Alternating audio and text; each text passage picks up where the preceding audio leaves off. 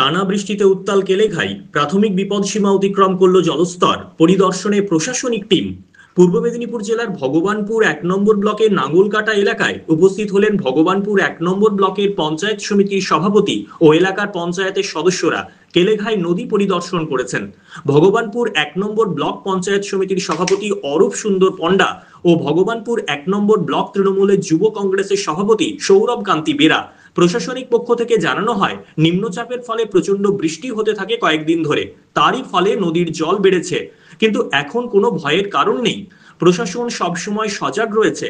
গত বন্যার সময় বা প্রাকৃতিক দুর্যোগের সময় মানুষের পাশে ছিলাম এবং আছি, ও আগামী দিনেও মানুষের পাশেই থাকবো। কেলেঘাই নদী ও কপালেশ্বরী নদীর মিলনস্থল নাঙ্গলকাটা, দাসপুর, শালমারা, আমগেছিয়া, কুলভেড়ি এইসব প্লাবিত গ্রামগুলি ঘুরে দেখেন প্রশাসনিক টিমের সদস্যরা। সবাইকে অনুরোধ করবো, আপনারা ভালো থাকবেন, সুস্থ থাকবেন, অবশ্যই সতর্ক থাকবেন, কিন্তু আতঙ্কিত হবেন না, আতঙ্ক ছড়াবেন না, এইটুকু আপনাদেরকে অনুরোধ।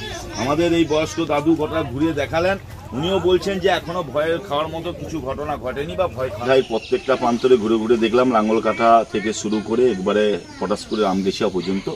আমরা আজকে মোটামুটি দেখে যা বুঝলাম যে এখনো পর্যন্ত আতঙ্কিত হওয়ার কিছু নেই। জল নদীতে প্রচুর বেড়েছে, এটা সত্য, কিন্তু এখনো সেই বিপদসীমার ধারে কাছেও নেই, এখনো অনেক নিচেই জল আছে, যেখানে বিপদসীমা সেখানে নয়। আমরা পুরোটাই আজকে লক্ষ্য করলাম, তাই সবাইকে অনুরোধ করবো, আমরা ভগবানপুরের সমস্ত বাসিকা, পটাশপুরের বাসিন্দাকে অনুরোধ করবো, জানাবো যে দয়া করে আতঙ্কিত হবেন না, গুজব ছড়াবেন না।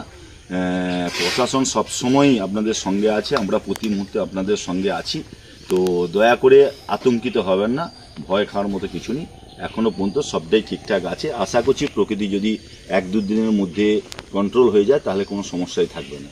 সবাই ভালো থাকবেন, সুস্থ থাকবেন, আতঙ্কিত হবেন না। নমস্কার, আমি অরূপ সুন্দর পণ্ডা, সভাপতি ভগবানপুর 1 পঞ্চায়েত সমিতি।